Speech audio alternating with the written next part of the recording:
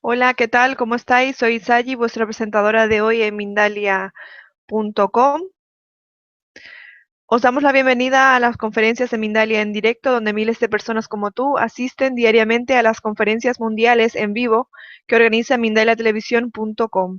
Hoy nuestro invitado es José Antonio Pascuas, terapeuta, morfopsicoanalista, investigador, lleva más de 35 años como terapeuta, formado en muchas y diferentes visiones terapéuticas, y todo eso ha dado lugar al nacimiento de un método innovador llamado método terapéutico Senda. José Antonio lleva más de 20 años ejerciendo como profesor.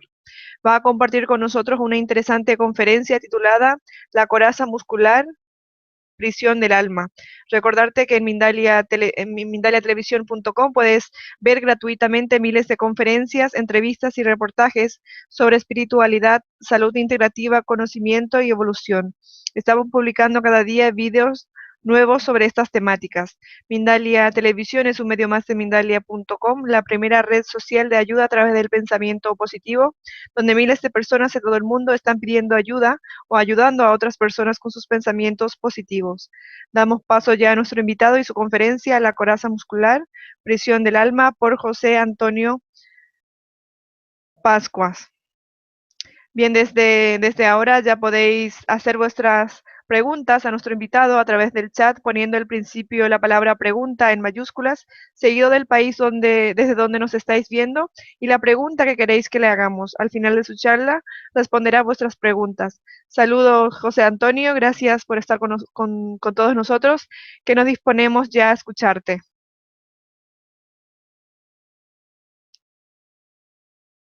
El micro ahora. Estamos en marcha. Hola, Bienvenido, José Antonio.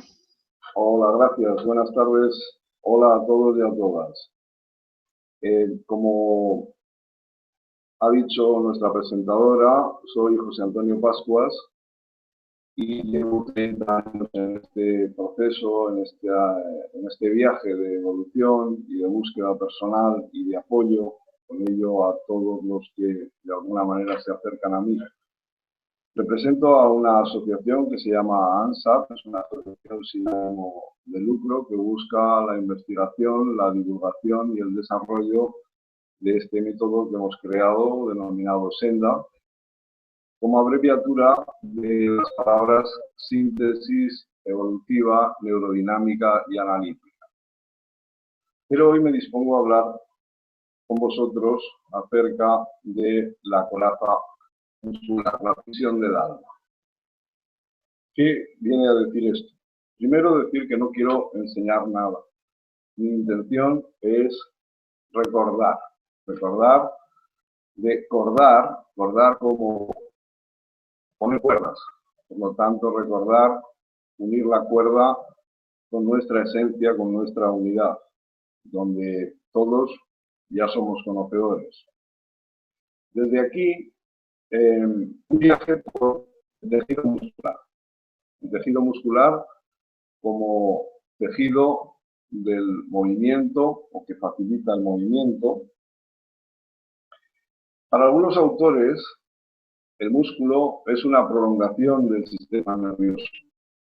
Por lo tanto, quizás, como tejido, es el que más tarda en cumplir su funcionalidad, cumplir con toda su potencialidad.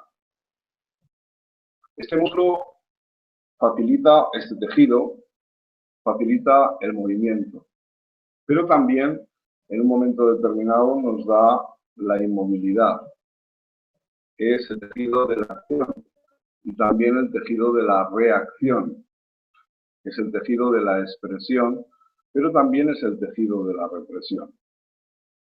Estamos hablando de un tejido que en relación al sistema óseo, a los segmentos óseos, nos va a facilitar la flexión, la extensión, la apertura, el cierre.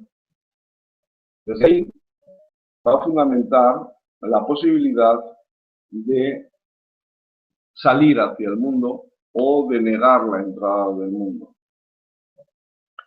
Es aquí que, bueno, veis, llama a el yo, a la personalidad, coraza muscular caracteriológica. Esta coraza muscular es el conjunto de memorias, de procesos, en ese desarrollo del yo que se ha dado a lo largo de nuestra vida, en la relación con el medio exterior, con todo lo que nos rodea, más las pulsiones, las emisiones, las necesidades de desarrollo que vienen desde nuestro interior. Este proceso que se da en función del desarrollo del yo. Primero, como ser perceptivo. Segundo, como yo articulado con lo otro. Con lo otro que confirma o niega esta realidad. Esta articulación va a depender, por lo tanto, de cómo estoy mediatizado por todo lo que me rodea. De la misma manera que estoy mediatizado por todo lo que traigo. Quiere decir que no solamente dependo de las actitudes, sino que también de las aptitudes. Esto es toda la manera de mirar, de entender, de sentir la realidad que me rodea en función de cómo antes otros sentían, percibían esta realidad que nos rodea. Desde este punto de vista, el yo va a captar la realidad principalmente desde sí mismo en esta función perceptiva a través del mecanismo de la atención.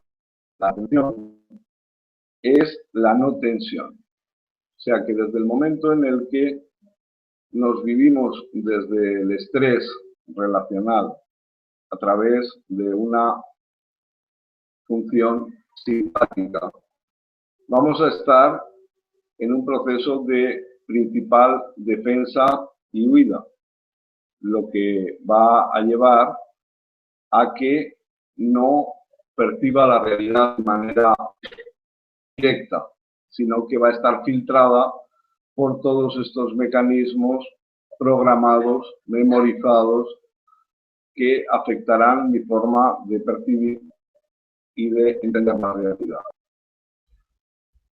Después de la atención y a través de la atención nos encontramos con esta percepción, y esta percepción va a ser la que nos va a llevar a la percatación, como el proceso de darnos cuenta de lo que acontece, de eso a lo que yo estoy mirando, eso a lo que yo estoy oyendo, eso que estoy gustando, eso que estoy tactando, lo voy a percibir y una vez percibido me voy a dar cuenta, voy a tomar conciencia, me voy a percatar. Una vez percatado, dependiendo del grado de emoción que despierte en mí, va a ser fijado con mayor o menor intensidad en la memoria. Una vez fijado en la memoria, se va a formar un escenario. Hablemos de que tenemos en realidad mismo de 5 escenarios de memoria.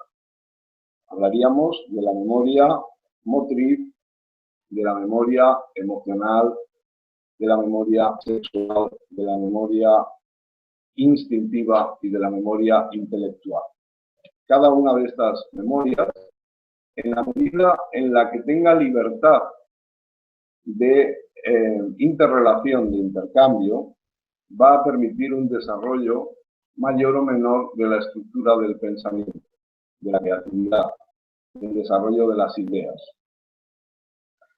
Todo esto va a estar mediatizado por ese proceso de desarrollo del yo que va a estar marcado por los procesos más o menos traumáticos, las experiencias que yo haya podido vivir a lo largo de mi vida. Es importante aquí destacar que cuando hablamos del yo, estamos hablando desde un nivel de lo que llamamos conciencia. Conciencia es el conocimiento que yo tengo de algo. En la mayoría de los casos, cuando hablo del yo, Si establecemos una metáfora, estaríamos comparándonos con un iceberg en el cual, en la mayoría de los casos, estamos viendo solo una cuarta parte de la totalidad del iceberg. Por lo tanto, eso que llamo yo es una cuarta parte que es la que habitualmente está en superficie. Por lo tanto, quiere decir que por debajo estamos con un contenido de 3/4 partes que incluyen aspectos fisiológicos con todos sus procesos de evolución, programas, memorias y demás, de la misma manera que también hablaríamos de un nivel emocional, de un nivel creencial, de un nivel espiritual. Todo esto que Jung llamó el inconsciente colectivo tiene tanto poder sobre ese yo como la parte consciente o conocedora. A partir de aquí se va a desarrollar este proceso con la experimentación de esta realidad que nos va a ir permitiendo ganar en consciencia y no quedarnos solamente con el conocimiento. Consciencia como experimentación de lo conocido, porque no es lo mismo conocer algo que haberlo experimentado. Pongamos el ejemplo de una simple naranja, que la conocemos todo, sabemos que es un cítrico, sabemos que es un fruto, sabemos que es de color naranja, pero yo nunca la he probado, yo nunca la he tenido en la mano. Por lo tanto, diríamos que yo tengo conciencia de que existe la naranja, pero va a ser en el momento en el que yo tome la naranja entre mis manos, la huela, la abra y la coma, que habré experimentado la naranja. Bien, desde este punto de vista, cuando nacemos como totalmente inconscientes de qué somos y de qué somos. Pero traemos unos programas biológicos de supervivencia. La vida está influyendo en nosotros y en nuestro cerebro hay todo un esquema automático que está poniendo en activo todas y cada una de nuestras partes, aunque nosotros no sepamos en ese momento nada. Nuestras manos se mueven, nuestros pulmones respiran, nuestro corazón late. Poquito a poco vamos dándonos cuenta de que eso que está pasando por nuestras manos, o sea, por delante de nuestros ojos, nuestras manos, eso que nos toca, eso que chupamos, son, por ejemplo, nuestras manos o son nuestros pies. Ya les damos una categoría de yo. Y en ese momento se establece una conexión entre lo que llamamos conciencia y la experiencia de esta conciencia, la experiencia de lo conocido. Se establece una conciencia de que yo soy esto y hasta dónde llego. ¿Qué ocurre? Que aparte de esto, este yo perceptivo, al ser mediatizado por el otro, normalmente la madre, vamos a ir uniendo a este conocimiento de nosotros el conocimiento que los otros nos aportan. El problema es que en la mayoría de los casos el otro también ha tomado conciencia de sí mismo a través de la conciencia de otros y así sucesivamente, de forma que vamos creando un esquema de nosotros en función de las ideas que recibimos. Esquema que poco a poco puede llegar a convertirse en imagen. Y me explico. Hay una diferencia fundamental entre el esquema corporal y la imagen corporal. El esquema corporal es aquel que es común a todos. Todos tenemos cabeza, tronco, extremidades y órganos más o menos situados en los mismos sitios. Este aspecto de nosotros que llamamos esquema corporal está regido por lo que llamamos significados. Los significados son conceptos, por ejemplo, el concepto mesa, el vocablo mesa, es un significado que para todos más o menos es común. Diríamos un tablón con más o menos patas que nos sirve para comer, para apoyar cosas, para escribir. Pero cuando pasamos al mundo de la imagen corporal va a depender de significantes. Los significantes rigen esta parte de nuestra imagen de tal forma que para que todos nos podamos entender, podemos poner un ejemplo común, que más o menos todos sabemos que es la idea de una persona que sufra una anorexia. La persona que sufre una anorexia es capaz de mirarse en un espejo y de percibirse como gorda, como cebosa, cuando en realidad los demás podemos estarla viendo como esquelética mortecina. Esto quiere decir que está proyectando su imagen. O sea, es capaz de poner la imagen que ve de sí mismo en el espejo y hacer que el espejo se la devuelva. Esto llamaríamos habitualmente espejismo, alucinación mental, ilusión.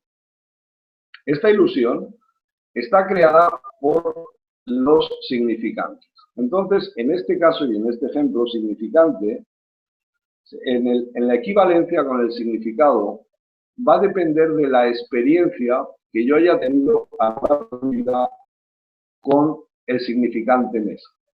Quiere decir que no va a ser lo mismo que yo haya vivido la mesa como un objeto alrededor del cual me he reído, he disfrutado, he compartido, he comido, he vivido momentos alegres con mi familia, de una situación en la cual, por ejemplo, haya sido violado sobre una mesa. A partir de ahí, cada vez que aparece el vocablo mesa, se ha leído, se ha escuchado, se ha visto incluso, cada vez que aparezca en mi vida, va a estar por un lado el significado común a todos, pero por otro lado va a estar el significante que, aunque muy inconsciente, va a estar oleando y va a estar modificando la imagen que yo tengo de mí. Hasta tal punto de que por mucho que me digan que eso no es así, yo voy a seguir viendo esto así. La prueba la tenemos en que en este ejemplo que hemos puesto de la persona con anorexia, le podemos medir incluso el muslo, medirle la cintura, evidenciarle, y aún así todo, él va a seguir viendo lo que él ve. Bien, todo esto, como decía, está marcado por estos significantes que al fin y al cabo son procesos más o menos traumáticos en el proceso de desarrollo de nuestra personalidad. Personalidad que se va a ir conjugando a partir de etapas en el desarrollo caracteriológico. Este desarrollo caracteriológico va a estar marcado por una correcta relación con el medio en la que pueda sentirme amado, apoyado, querido o quizás todo lo contrario. Estas marcas van a dejar unas memorias y estas memorias van a desvirtuar mi realidad, incluso de alguna manera me van a llevar a buscar estos referentes constantes en mi vida. De tal manera que, por ejemplo, si empezamos a meternos más en harina, vemos que, por un lado, hemos dicho el sistema muscular facilita las acciones de todo nuestro ser, su expresión, su capacidad de relación, y de alguna manera es el encargado a un nivel fisiológico, entre otras cosas, de mover los segmentos óseos. Los segmentos óseos que relacionamos con el alma. Decimos el hueso es el lugar donde habita el alma, donde está en su estado potencial. Los chinos asociaban al elemento agua el hueso. pero también denominaban a este elemento agua el cielo anterior, todo lo que de alguna manera traigo como potencial para expresar. Potencial y sus límites, programas anteriores, ya que ahí sitúan al ancestro, podríamos situar la herencia, podríamos incluso hablar de karma y demás. Este sistema óseo, con toda su médula, con toda su solidez, con toda su capacidad de apoyo, de fuerza, de sostén, que trae toda esta memoria, va a ser movido a través del sistema articular por la acción del sistema muscular. El sistema muscular va a estar asociado en la tradición china al elemento tierra. La tierra, el bajo páncreas, el estómago, como representativo de el cielo posterior, nos va a hablar de todo aquello que podemos expresar, que aún está, nunca mejor dicho, en tierra de nadie. Es nuestras capacidades aún no conocidas, aún no reconocidas, como el niño cuando nace. Cuando ponemos en acción y en expresión todos estos potenciales y se van pasando poco a poco al nivel de la consciencia, pasan hasta el nivel de la madera como acumulador de la luz, de aquello que antes no era y ahora se ha convertido en luz. Esta representación de la madera en las articulaciones, como tendones, ligamentos, llevan a cabo la función de guía y direccionalidad de las acciones. Entonces tenemos por un lado el tejido de sostén, el sistema óseo. Por otro lado tenemos el tejido muscular, un colectivo desde el cielo posterior, el bajo páncreas, la tierra, y por último aquello realizado que estaría regido por la madera, el hígado y la vesícula biliar. Con todo ello vamos poniendo en acción nuestra vida en función de cómo nos vemos y también, por supuesto, de cómo nos ven. A lo largo de todo este recorrido vamos a ir pasando por diferentes fases en las que es posible que nos hayamos visto como no dignos de ser amados por alguna razón, acontecimiento, situación relacional, con lo cual es posible que pasemos a una tendencia a seguir dormidos, narcotizados. Esto es probable que nos lleve a caer en error, a sentirnos equivocados, con lo cual lo más probable es que nos esforcemos en mejorar. Pero si aún así, en este esfuerzo, en algún momento algún error nos hace sentirnos humillados, vamos a tratar de manipularnos y manipular. Esto es muy probable que nos lleve a la sensación de sentirnos impotentes, que por más que hacemos, no logramos. Por lo cual, esto nos va a llevar a buscar esforzarnos aún más y más, generando con ello el miedo fundamental en el niño a ser abandonado. Este miedo a ser abandonados nos va a generar la necesidad de controlarnos y controlar la realidad. Desde ahí, y desde este control, probablemente se pueda desarrollar en nosotros un sentimiento de aislamiento que va a generar una tendencia a la retirada. Desde aquí, probablemente llegue a sentirme totalmente inseguro, y desde esta inseguridad nace una necesidad de defenderme del mundo que me rodea, de todo, con desconfianza. Esta desconfianza, este miedo, va a generar un sentimiento, una percepción de mí mismo como que estoy perdido en la realidad. Este sentimiento me va a llevar poco a poco a la necesidad constante de planificar la vida. Hay un dicho que dice que la vida es eso que pasa mientras uno la planifica. Desde aquí vamos a tomar conciencia de que no estamos viviendo y entonces nos vamos a sentir de alguna manera culpables y esta culpabilidad nos va a llevar a la necesidad de culpar. Y desde aquí podríamos seguir girando eternamente, pero lo importante es darnos cuenta de que todos estos procesos de formación, todos estos procesos de relación, en realidad vienen marcados por estados emocionales. Estos estados emocionales quedan grabados en nuestros tejidos, en nuestro sistema muscular, facilitando esas acciones, esos movimientos, generando estas represiones de nuestra expresión natural. Incluso la expresión de todos esos contenidos que yo traía.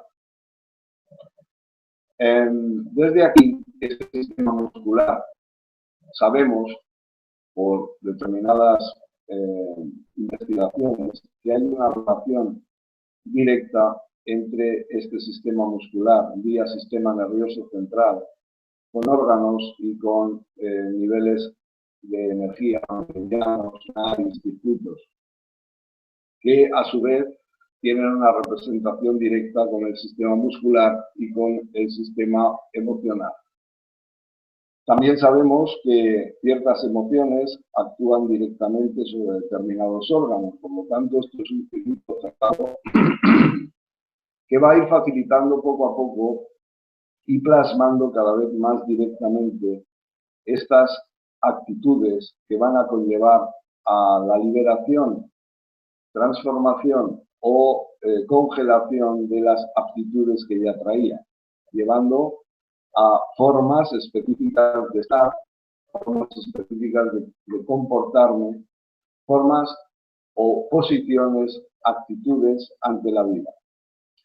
Y con todo ello, dependiendo de la actitud, de la postura que yo tomo ante la vida, recibo la vida de una manera y también, de alguna manera, la vida me recibe a mí, los otros, generando de nuevo un círculo vicioso que va a llevar a limitaciones cada vez mayores de las funciones biomecánicas, musculoesqueléticas, con ello a la alteración del sistema nervioso central,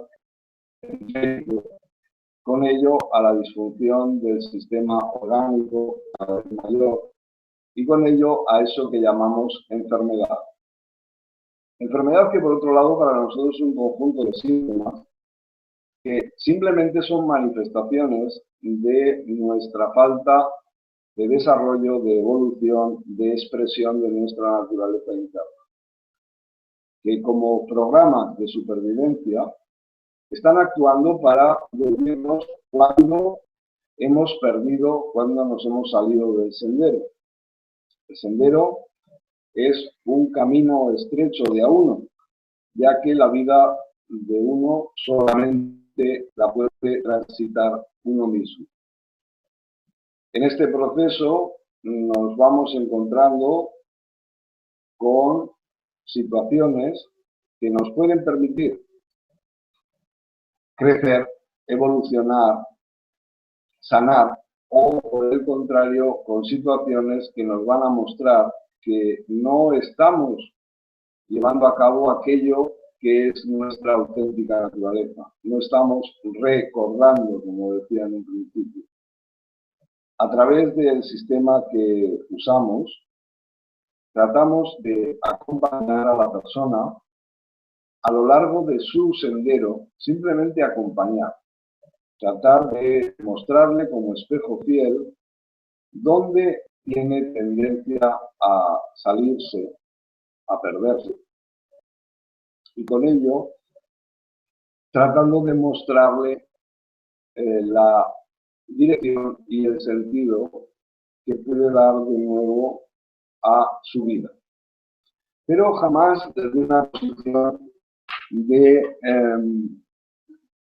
orden, de norma, de pauta, sino simplemente a través de la evidencia y respuesta de su propia imagen. Como decía antes, el yo se percibe a sí mismo dependiendo de cómo se le ha presentado a sí mismo a través de la visión de los demás. Normalmente, todos podemos darnos cuenta de que a lo largo de nuestra vida quizás nos han hecho sentir o nos han puesto delante de nuestra imagen la idea de que somos tontos, de que estamos locos, de que somos feos.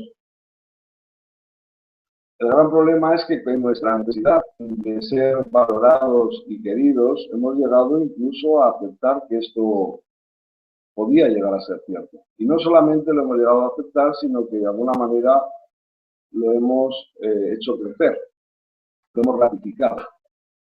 Y inconscientemente hemos ido y vamos por la vida buscando situaciones, momentos, personas que nos incidan en esto. Por lo tanto, sin darnos cuenta, estamos repitiendo programas y factores que hacen que esto se magnifique. Hay una posibilidad de salirse de todo este esquema. Esta posibilidad es simplemente empezar a utilizar correctamente ese sistema que es la atención. Empezar a ver dónde yo pongo mi atención a la vida cotidiana. No se trata de tratar de cambiar nada, solamente se trata de estar presente, de darme cuenta de lo que objetivamente está aconteciendo en mí en ese momento. ¿En relación a qué? Por ejemplo, si yo cuando me levanto de mi cama me doy cuenta de, y pongo, a través de poner mi atención, me doy cuenta de lo que tengo y empiezo a valorar eso que tengo, en vez de poner la atención en lo que me falta,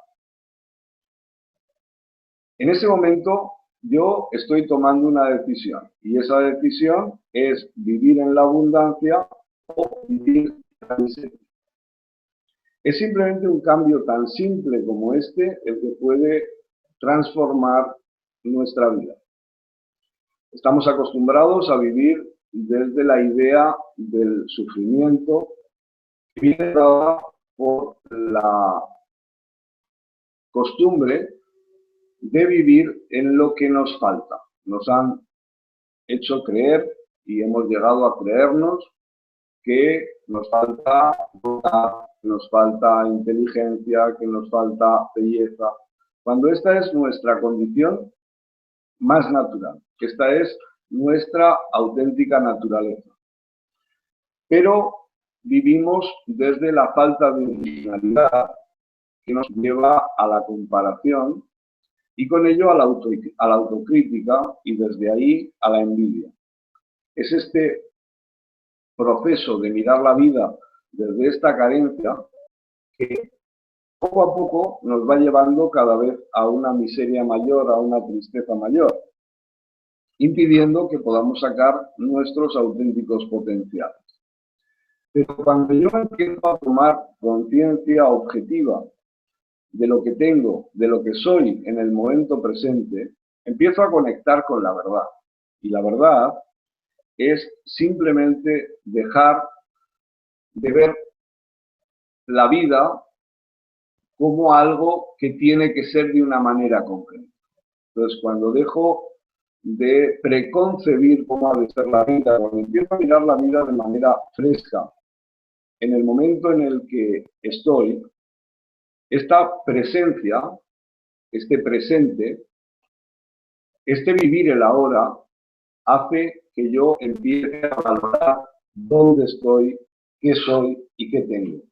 Desde este valor, que no quiere decir que yo no pueda desear más, que no quiere decir que yo no pueda conseguir más. Simplemente quiere decir que todo lo que yo vaya consiguiendo lo voy a ir sumando a todo este objetivo, a toda esta cantidad de cosas objetivas que yo ya tengo. Cuando me doy cuenta de que tengo todo eso, empiezo a sentirme agradecido, empiezo a sentirme feliz. Y entonces todo lo que vaya aportando de nuevo irá haciendo e incrementando esta felicidad. Por el contrario, cuando yo estoy en este sentido de carencia, cuando estoy en este sentido de lo que me falta, empiezo a sentirme cada vez más hundido, empiezo a compararme cada vez más con los que creo que tienen, y por mucho que logre, por mucho que obtenga, como siempre mi atención va a estar proyectada en lo que me falta, en todo momento voy a seguir aumentando este sentimiento de carencia, este sentimiento con ello de tristeza. Esto es lo que podríamos llamar enfermedad. Creo que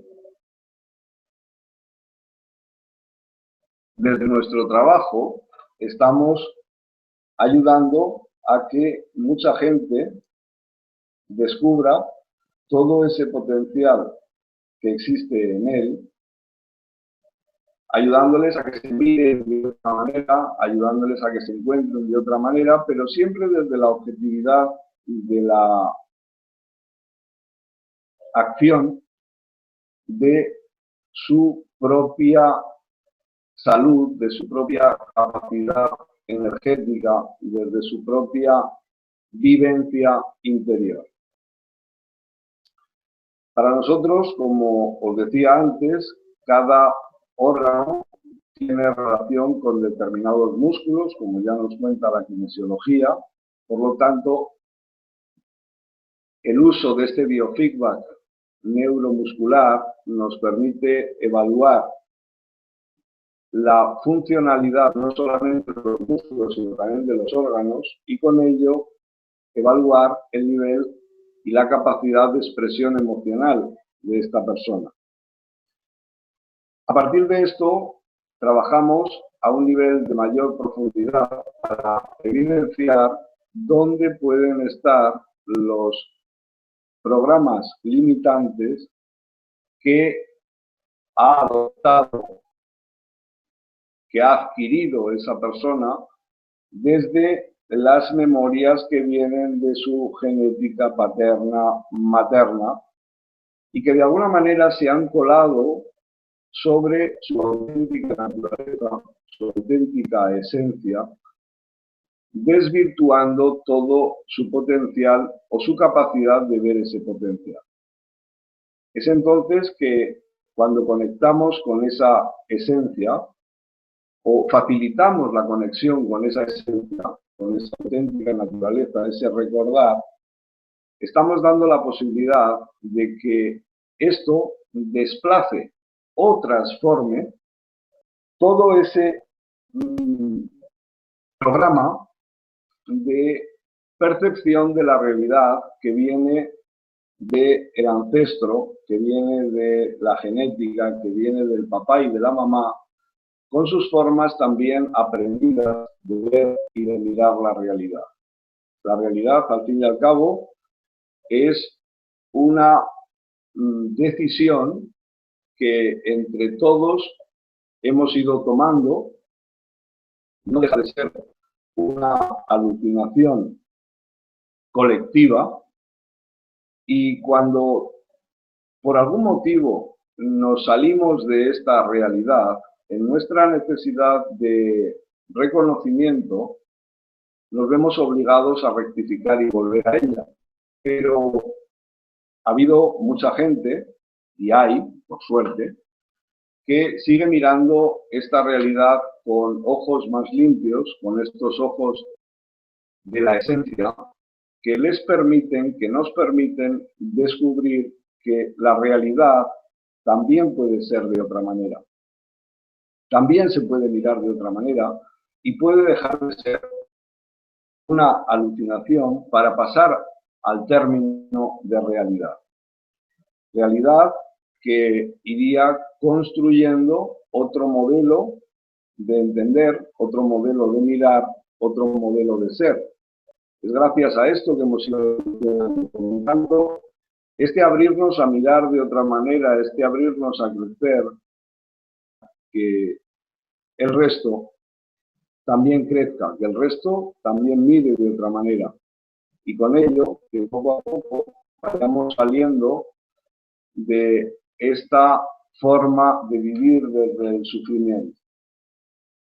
Cristo representa un poco este cambio, a nivel alegórico. No voy a decir que este personaje haya existido ni haya dejado de existir, pero la metáfora vendría a decirnos que podemos crecer a partir de él, podemos crecer desde el amor. Podemos abandonar la idea de que hay que sufrir para poder sanarnos, para poder ser. Entonces, cuando yo me acepto en una posibilidad de crecimiento individual y dejo de mirarme a través de los ojos de los demás, me puedo permitir objetivamente encontrar otras maneras que me hagan crecer, que me hagan evolucionar, que me dejen salir del sentido de pena. Fijaros que tenemos frases hechas muy arraigadas, como este famoso merece la pena. Y un día descubrí que había estado basando mi vida en la pena. Estaba tumbado en el diván de mi psicoanalista y acordándome de mi abuelita, apareció esta frase en mi vida hasta ese momento: esto merece la pena. Y entonces me di cuenta de que mi abuela, mi mamá y cómo ellas, tanta gente, yo incluido, estábamos usando esta frase de manera cotidiana, común, sin darnos cuenta siquiera de lo que estábamos diciendo. A partir de ese momento tomé la decisión de estar presente, al menos a esta frase hecha, y darme cuenta de cuándo la utilizaba. Y decidí que a partir de ahí mi vida iba a estar en función de lo que mereciese la alegría. Pena ya hay mucha, pero la decisión de la alegría es un acto de valentía. Es un acto de tomar conciencia de que lo que acontece quizás se debe no a que la vida está contra mí, no a que los demás están contra mí, sino a que quizás yo no he estado lo suficiente presente como para dirigir mi vida. Hay una canción aquí en España que dice que quién maneja mi barca que a la deriva me lleva. Y yo digo, no es que nadie esté dirigiendo mi barca, es básicamente que yo he soltado el timón y entonces mi barca está a merced de las aguas, a merced del viento, que al fin y al cabo, aguas son emociones, viento es creencia. Cuando yo tomo y asumo la posibilidad de subirme de nuevo al timón y como capitán de mi barco asumo la posibilidad de dirigirlo, puedo llegar incluso a utilizar las fuerzas de la naturaleza, estas aguas, emociones y estos vientos, creencias, a dirigirme hacia el puerto que yo quiero ir, en lugar de soltar el timón, buscar las responsabilidades fuera y decir que, bueno, esto es lo que me ha tocado, la vida es así. En realidad, nada es por casualidad. La vida es un conjunto de causalidades. Estas causalidades las genero yo. Quizás porque no me estoy dando cuenta de que esta vida está regida por leyes que rigen todo el universo. Estas leyes que a veces no las vemos, en la mayoría de los casos, leyes tan sencillas y tan simples, tan cotidianas como la gravedad, existe. Y la gravedad no tiene nada contra ninguno de nosotros. Si un día un niño se sube a una terraza de un quinto piso y se tira, la realidad es que se va a aplastar contra el suelo. Podemos decir, pero si él era inocente, pero si él era ignorante. Bien, ¿y con eso qué queremos decir? Que la gravedad le tenía manía, que la gravedad ha actuado a sabiendas contra él. No, la gravedad es una ley cuya existencia es su propia manifestación. No tiene nada contra nadie, es, de la misma manera, existen un montón perdón, de leyes en el universo que quizás por desconocimiento, ignorancia, inocencia, nos estamos saltando. Cada vez que me salto una de estas leyes, de alguna manera voy a tener una repercusión. Existe, con todo ello, una posibilidad de mirar la vida desde otro punto de vista, y es observar cómo yo me proyecto ante la vida, qué uso hago yo de mi vida, cómo estoy de presente en mi vida, qué emito hacia afuera y por lo tanto qué recibo desde fuera. Si yo voy a una montaña y me encuentro con una gran pared y grito, hola, la montaña me devuelve ese hola duplicado, triplicado, a veces cuadriplicado. Esto más o menos viene a pasar con la vida. Por lo tanto, si yo digo amor, es posible que reciba amor por duplicado, por triplicado, por cuadriplicado. Pero si yo digo odio, es muy probable que también. Por lo tanto, si yo simplemente me paro a darme cuenta qué es lo que yo estoy emitiendo, quizás no tenga la recepción de eso de manera inmediata, pero he de saber que tarde o temprano lo voy a recibir. Por lo tanto, si yo estoy seguro de que lo que estoy emitiendo es amor, es compasión, es armonía, puedo seguir viviendo en la calma, con la seguridad, con la fe, con la tranquilidad de que tarde o temprano esto va a llegar a mí. Es más, es posible que esté llegando, pero que con mi tendencia a mirar desde el sufrimiento, con mi tendencia a mirar desde la dificultad como única forma de crecer, esto esté pasando y yo no me esté dando ni cuenta. Por lo tanto, es interesante que cada día pongamos más atención en el presente, que pongamos cada día más atención, presencia en lo objetivo, en lo que acontece, y dejemos de buscar culpables fuera, dejemos de tirar pelotas fuera, para darnos cuenta de la cantidad de proyecciones que necesitamos a lo largo de nuestra vida, simplemente para reencontrarnos con eso que somos, con eso que hemos sido y con eso que seremos. Todo este teatro y su función son proyecciones de mí mismo. En la tradición chamánica hay un concepto que dice que el otro se puede convertir en un pinche tirano. Pinche en el sentido de ayudante, tirano en el sentido de que me daña, de que me reprime. Pero en realidad, si yo tomo esa opción, cada persona de mi vida, cada situación de mi vida, puedo dejar de verla como tirana para comenzar a verla como pinche, como ayudante. Y entonces poder incluso estar agradecido de lo que está aconteciendo, porque eso me está abriendo los ojos, me está enseñando a ver partes que, como decía Jones, están en mi sombra, que yo he negado por alguna razón determinada. Otro gran maestro español, Antonio Blay, decía que cuando vamos, por ejemplo, al Museo del Prado y vamos caminando por salas y van pasando ante nuestros ojos cuadros y cuadros, y de repente, ante un cuadro determinado de arte, un Monet, un Picasso, el que sea, me deja ensimismado, me quedo parado ante él y casi me dan ganas de llorar.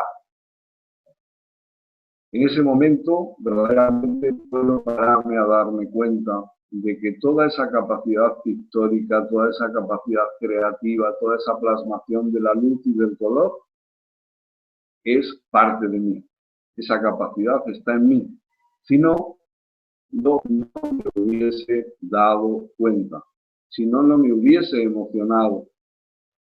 Desde esa perspectiva, otra actitud que puedo tomar en mi vida es la de darme cuenta de que cuando estoy considerando a alguien o a algo bello, en ese momento puedo tomar la actitud, la decisión de retomar, de decirle para mis adentros, devuélveme mi belleza. De la misma manera, cuando me quedo embelesado con alguien al que considero inteligente, pedirle internamente, devuélveme mi inteligencia. Pero de la misma manera, cuando veo a alguien iracundo, cuando veo a alguien falso, cuando veo a alguien atemorizado, pedirle que me devuelva mi miedo, pedirle que me devuelva mi ira, pedirle que me devuelva mi falsedad. Y con ello poquito a poco puedo ir completándome, reconociendo todas y cada una de las partes que por razones H, B o Z me he visto obligado a poner en ese saco que llamamos sombra. Y que poco a poco ha ido mermando cada vez más y más facultades de mi propia naturaleza. Creo que con todo esto voy a acabar dándoos las gracias por haberme escuchado, por haber estado en este pequeño viaje, en este ratito. Muchas gracias a todos. Hasta la próxima. Muchas gracias, José Antonio, por esta interesante charla. Antes de pasar a hacer las preguntas que nos han llegado desde países de todo el mundo, quiero recordaros que Mindalia es una ONG sin ánimo de lucro que tiene como uno de sus objetivos ayudar a difundir el conocimiento humano e impulsar la solidaridad planetaria por todos los medios. Justo debajo del vídeo de esta conferencia, en la descripción escrita, puedes encontrar más información sobre Mindalia y Mindalia Televisión para suscribirte a nuestro canal de YouTube e informarte de nuevos directos y vídeos ya publicados, para colaborar por un mundo mejor como voluntario de Mindalia o hacer una donación a Mindalia si así lo deseas. Y ahora damos paso a las preguntas y respuestas de nuestro invitado de hoy. Primera pregunta de Silvia Barrientos desde Argentina, que pregunta, ¿los problemas de ciático qué significado tienen? Las preguntas, los problemas de ciática. Sí, ¿qué significado tienen?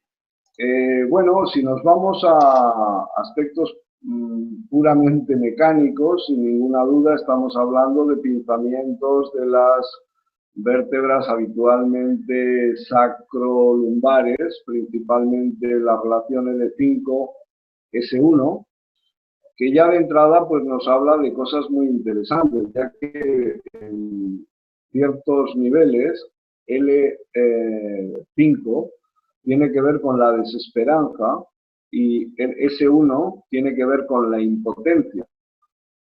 Entonces, básicamente, yo diría, para empezar, aquí tendríamos las claves de este proceso. Hay algunas teorías que confirman aspectos de esta impotencia y de esta desesperanza, aspectos de carácter sexual y otros de carácter económico. Podríamos ahondar mucho más ahí, pero básicamente yo diría estos son los componentes principales. Bien, otra pregunta de Elizabeth Sepúlveda desde España.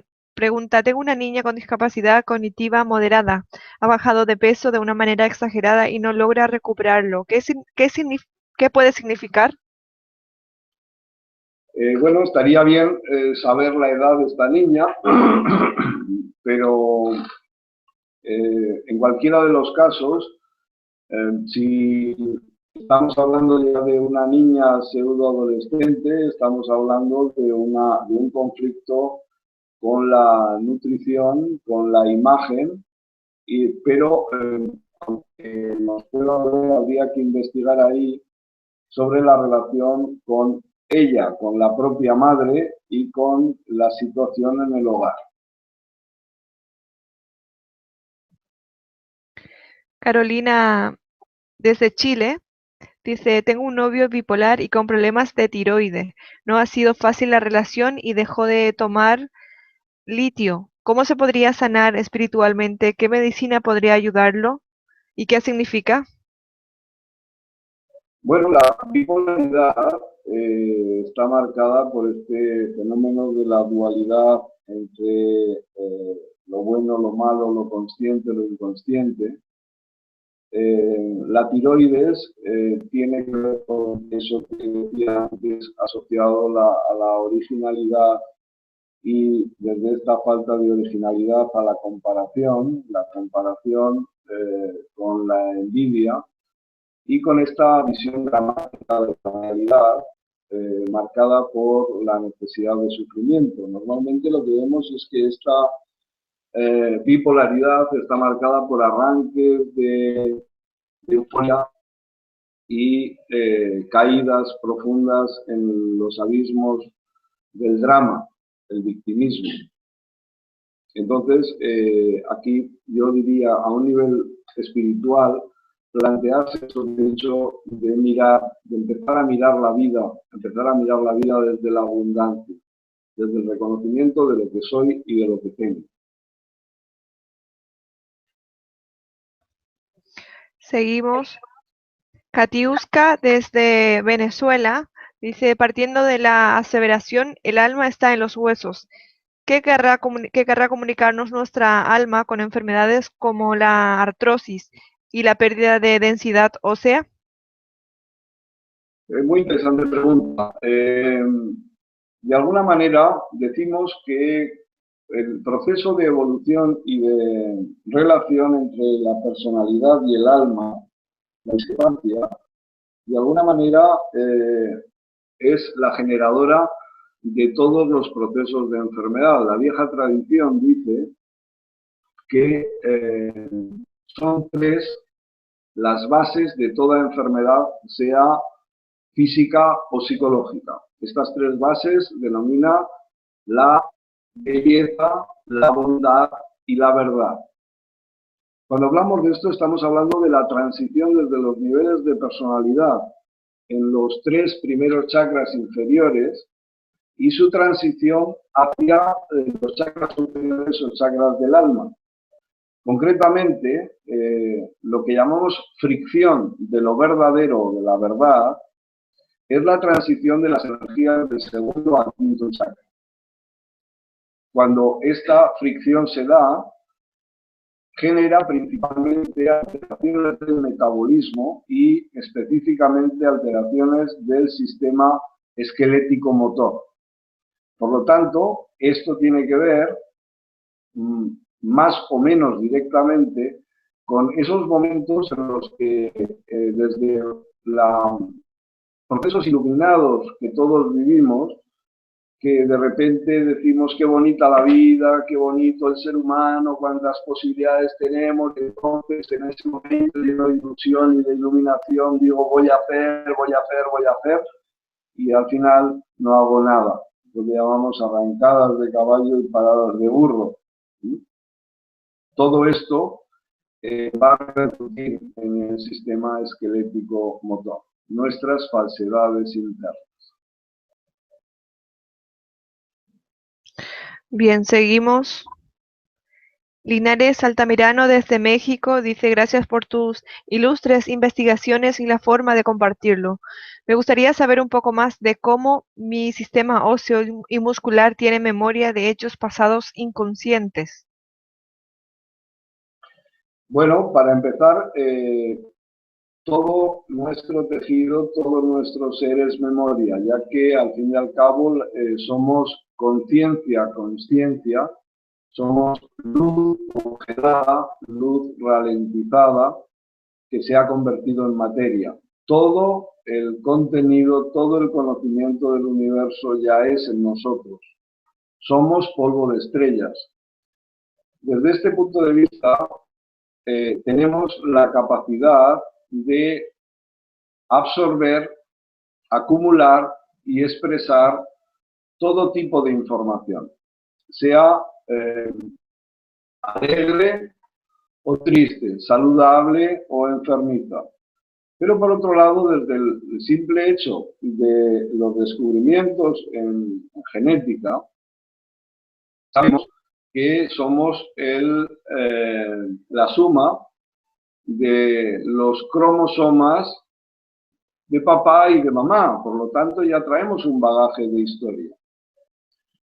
Por otro lado, ya la medicina tradicional china, hace más de 4.000 años, hablaba de la energía hereditaria y habló de 3 tipos de energía, lo que llamamos energía original, que es aquella que es común a toda la especie humana, la energía ancestral, que sería la que viene desde mi clan, desde mi familia, y por último, lo que llamaron energía esencial, que sería la suma de estas dos y la relación con lo que llamamos ambioma o medio ambiente, que es lo que hoy en día se conoce como epigenética.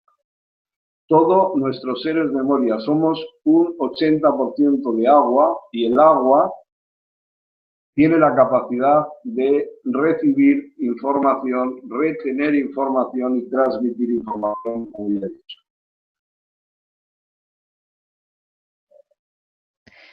Tami Antonia desde Argentina dice, hace unos días descubrí que mi columna vertebral tiene una pequeña desviación. Creo que se formó cuando era pequeña teniendo sobrepeso. ¿Podría mejorarse? ¿Qué podría hacer? Gracias.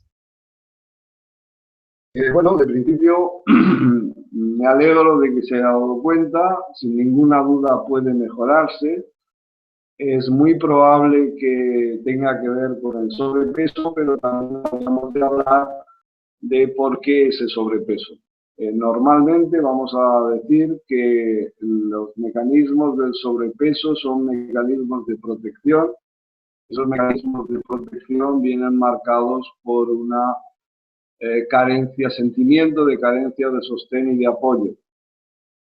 Entonces, estaría muy bien que empezase a tomar una conciencia cada vez más profunda de su posición, de su actitud, su forma de estar ante la vida. Hay maravillosas técnicas por ahí, como son el rolfing, la antigimnasia, el método Feldenkrais, y como ellos, muchos más, nosotros utilizamos ahora, llamamos análisis psicopostural. Todo este tipo de mecanismos van a servirle genial para darse cuenta de que esa desviación, esa obesidad no son nada más que conjuntos de manifestaciones emocionales, en muchos casos no expresadas y reprimidas.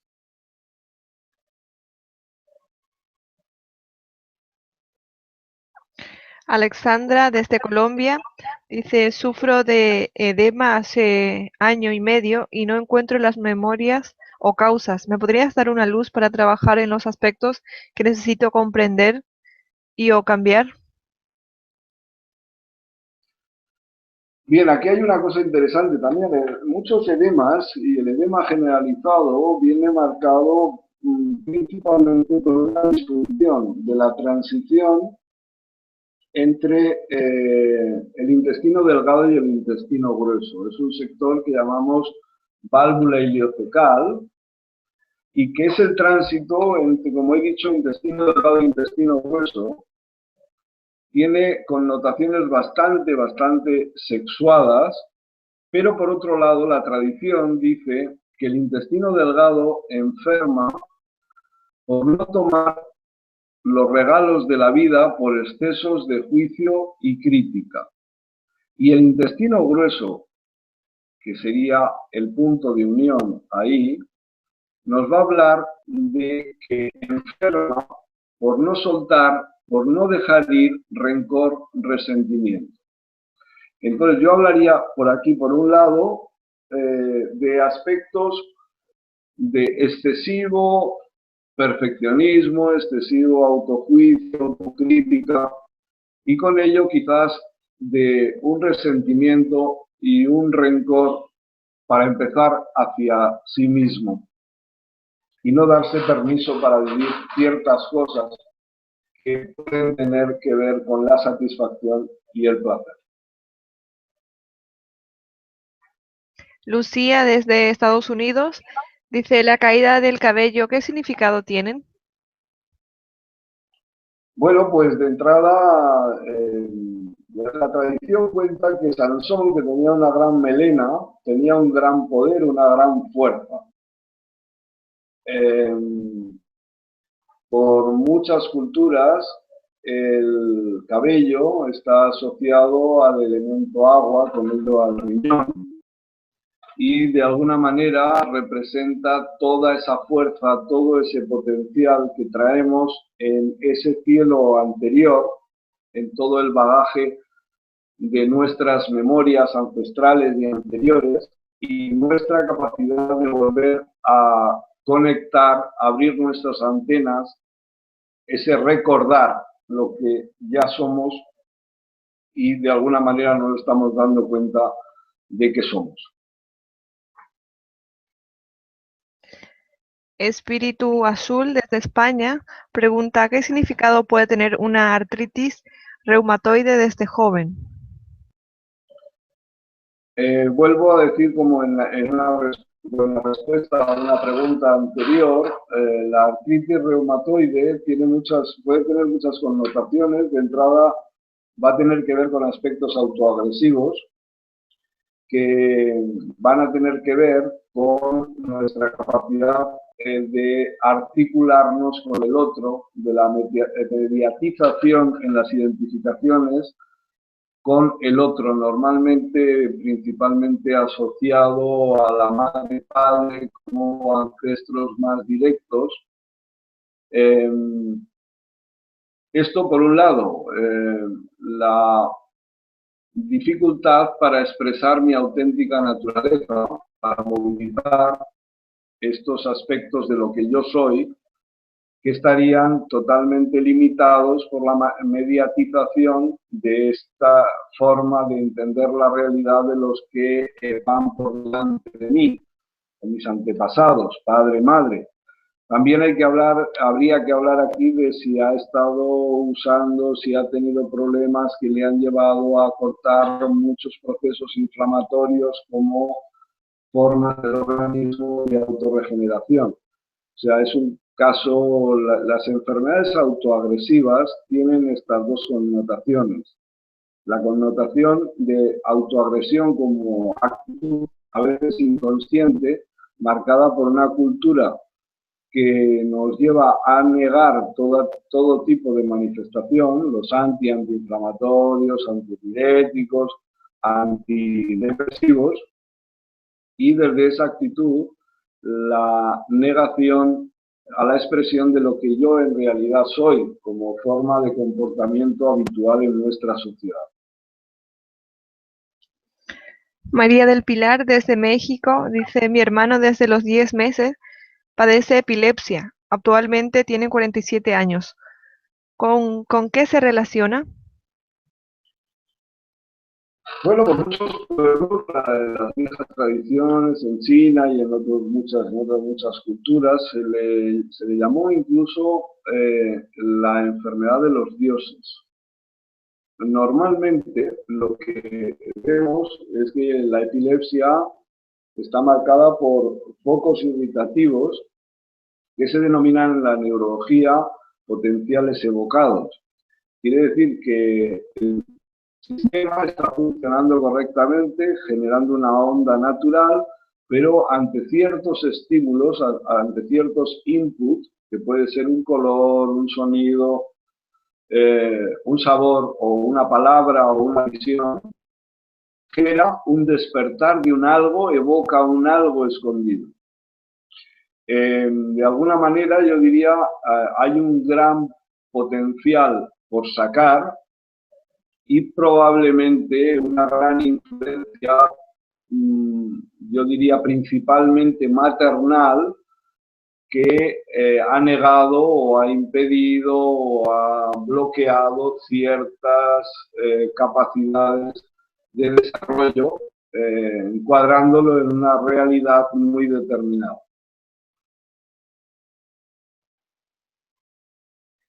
Elena desde Perú dice, hola, me he dado cuenta que estuve viviendo engañada por mí misma en el sentido de que pensaba que me amaba pero me hacía daño. Y ahora todo se me vino abajo. No sé si seguir. ¿Qué puedo hacer? Hombre, Elena, lo más bonito es que te estés dando cuenta y desde luego puedes hacer infinitas cosas porque la vida es preciosa. Puedes empezar por amarte a ti misma y desde este punto de luz que has tomado, de darte cuenta de eso, tomar conciencia de la maravilla que es el haberte dado cuenta y a partir de ahí decidir amarte incondicionalmente y permitir que todos los estados que se vayan manifestando se puedan dar, los puedas ver, pero no los juzgues, déjalos ir, no te agarres a ellos. La tendencia del ego es engancharse y hacer suyo todo y cada uno de los estados que acontecen.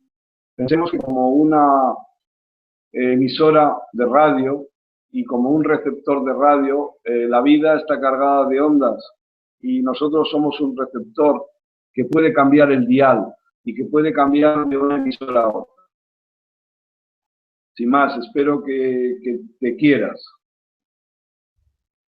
Sonia Jiménez desde España dice, pérdida de apetito con fatiga constante, pérdida de gusto o alteración de gusto, asco a todo, incluso hasta el agua, con una pérdida de peso considerable. ¿A qué podría deberse?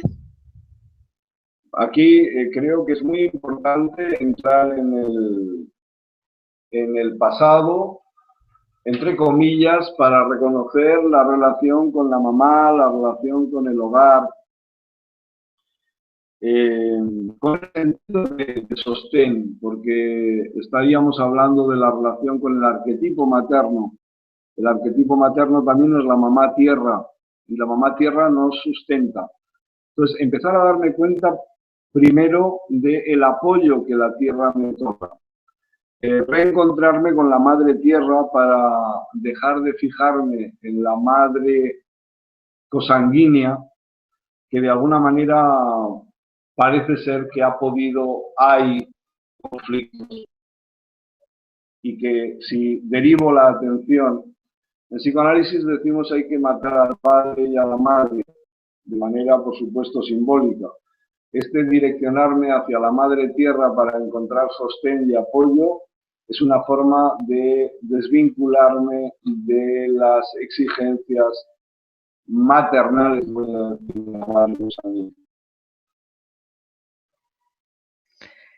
Fran Ismael desde Venezuela dice, acabo de pasar por un episodio donde se me aflojaron los dientes. ¿A qué se debe este caso? Wow. Cabe la posibilidad de que haya una fuerte activación de lo que llamamos niveles miasmáticos, luéticos o sifilíticos. En cualquiera de los casos, yo creo que aquí hay una fuerte incidencia de herencia, pero el despertar de esa herencia genética, ese miasma de la propia materia, tiene que ver con la negación, el miedo o la prohibición a morder. El diente junto con la uña son los últimos reductos de nuestro animal y de su capacidad de defenderse para sobrevivir. Entonces, de alguna manera creo que o él mismo o su entorno le está impidiendo la defensa para el logro de su propia supervivencia. Por ahí puede empezar a indagar. Luz Velázquez, desde Colombia, dice, fui diagnosticada con cáncer de mama y ya hizo metástasis en huesos e hígado. ¿Tiene que ver con mi alma? He tomado la enfermedad como maestra, en serenidad, sin embargo, no sano. Bueno, este es un tema serio. Aquí habría que mirar primero cómo cabe la posibilidad de que ella esté poniendo el pecho en el sentido alegórico por otra persona. Normalmente aquí va a haber una clara evidencia de lo que llamamos reacciones de supervivencia para el otro.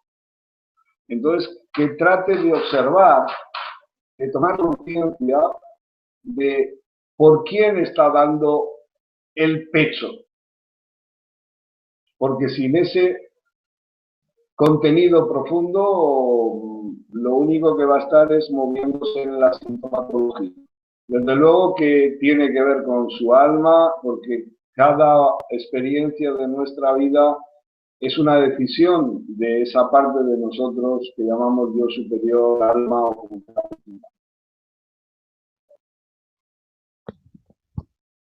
Bien, seguimos. Fabiola, desde Canadá, dice, gracias por la plática. Extrema tensión y dolor en la cadera. ¿Cómo puedo reducir y eliminar? Bueno, la cadera me imagino que se está refiriendo a la articulación coxofemoral. Esta tiene que ver con la relación con nuestros padres, directa relación con nuestros padres, y con la capacidad, dependiendo del lado, de sentir la fuerza y la gloria, expresar la fuerza y la gloria, o con, en el lado derecho más esto, y en el lado izquierdo estaríamos hablando más de la victoria, del gozo, de la dicha, del placer. Entonces, claro, va a depender principalmente del lado para ver si estamos hablando de partes masculinas, de partes femeninas, del padre, de la madre, de la autoridad, del deseo.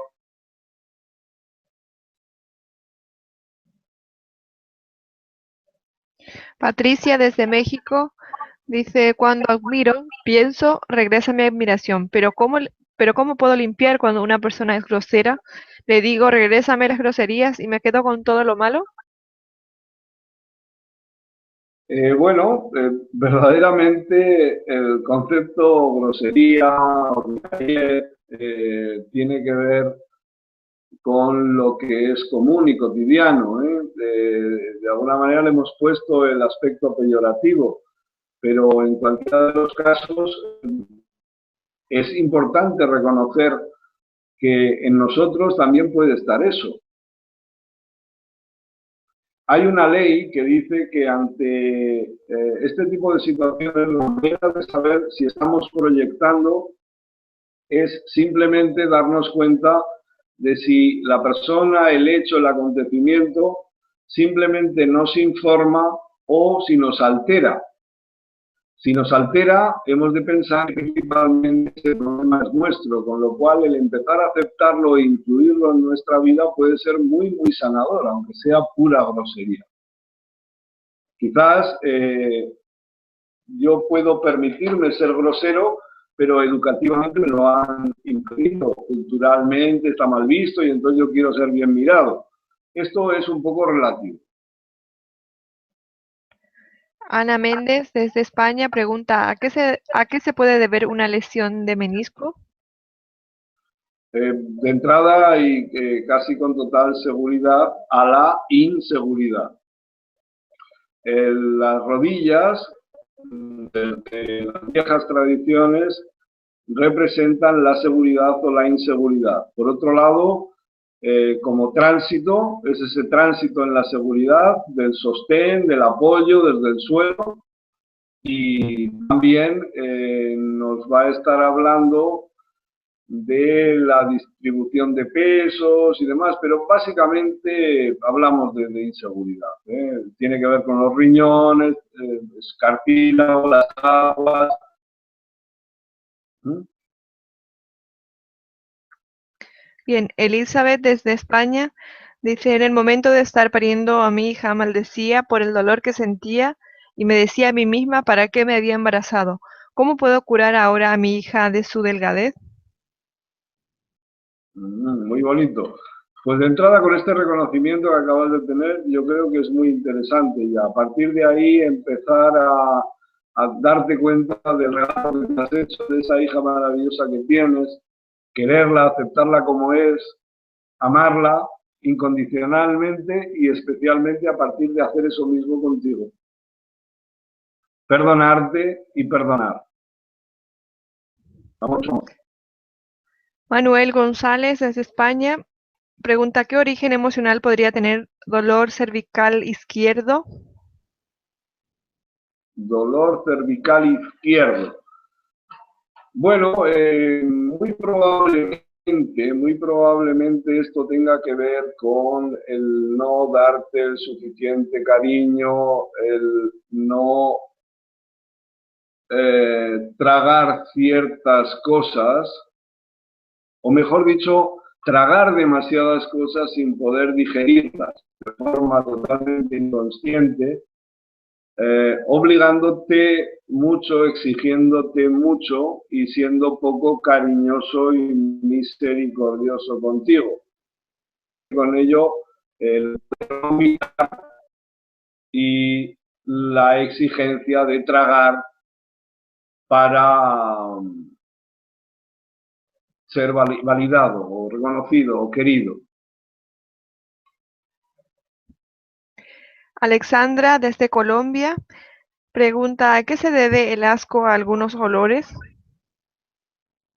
Aquí yo diría van a nacer hipersensibilidades, evocaciones, como decía antes en el caso de las epilepsias, y si nos remitimos al principio de la conferencia, decimos en nuestra herencia, en nuestra genética, no solamente damos una nariz, unos ojos que se parecen a los del papá, la mamá, el abuelo X, sino que también estamos recibiendo memorias de formas de percibir la realidad que en momentos determinados pueden evocar situaciones, recuerdos y memorias de otros que tuvieron malas experiencias con determinados olores, colores, sonidos X. Bien, Mar López desde Honduras dice, tengo rigidez y dolor de cuello y hombros con debilidad muscular en brazos. ¿A qué se deberá? Pues aquí yo hablaría principalmente de utilizar todo el poder creador instintivo. Aquí volvemos a hablar de esta relación de lo verdadero desde el segundo chakra al quinto, para permitirme expresar, crear, ser, encarnar el verbo. Esto es principalmente una de las razones principales de esta gran debilidad de todo el sector garganta, cintura, escapular y brazos, como incapacidad de expresar, de crear, de llevar a cabo la acción creadora de lo que yo soy. O sea, hacerme co-creador de mi propia realidad. Elena desde Perú dice, ¿a qué se debe no tener ganas ni de levantarse de la cama, haber aumentado 30 kilos en menos de 6 meses, alejar a todas las personas que se acercan y a mí y juzgarme en exceso? Bueno, pues básicamente sería una falta de amarte, principalmente con un estado de sentirte indigna, de ser amada, la búsqueda de la narcotización a través de la alimentación, a través la simple indolencia, el escapismo del sueño. Hay muchas maneras de hacerlo, pero básicamente está marcado por una realidad en la que el amor es algo condicional, el amor es algo localizado, cuando en realidad el amor es, y tú de alguna manera eres amor, y puedes reconocer ese amor.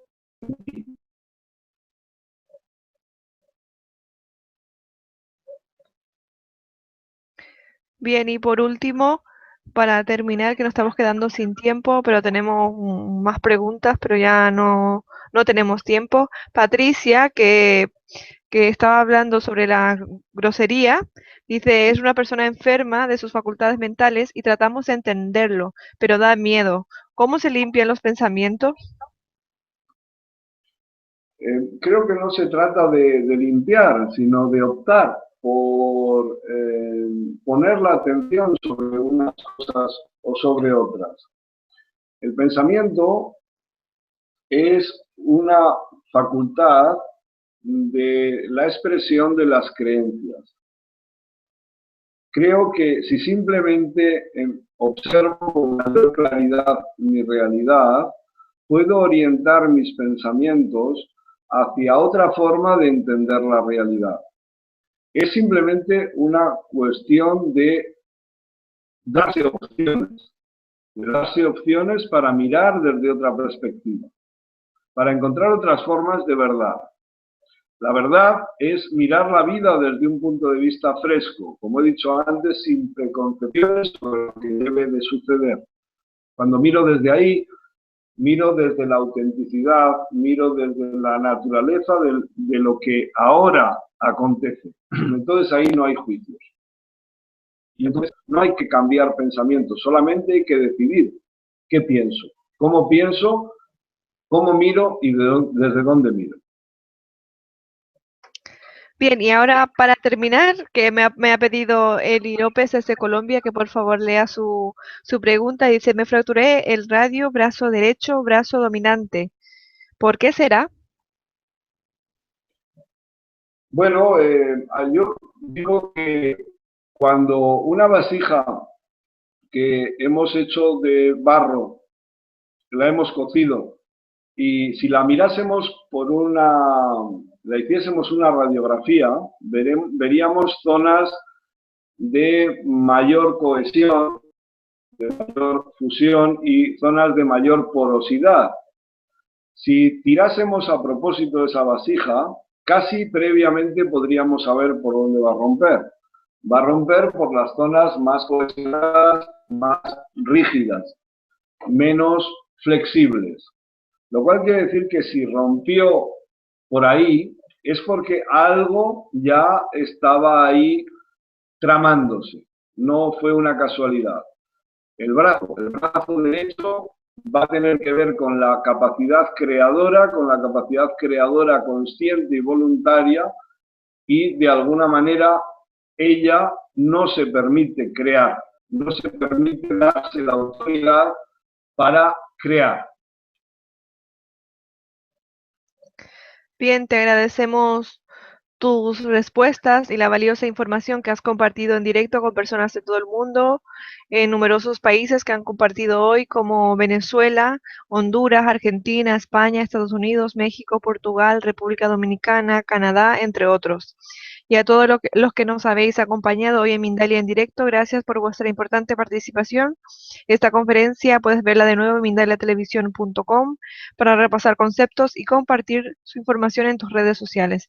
Además, mindaliatelevisión.com puedes ver toda la programación de las próximas conferencias. Dejamos los últimos instantes para que se despida nuestro invitado de hoy. Últimas palabras de despedida para ti, José Antonio. Bueno, pues de nuevo muchas gracias a todos por haberme escuchado. Espero que haya servido y que sirva para todos.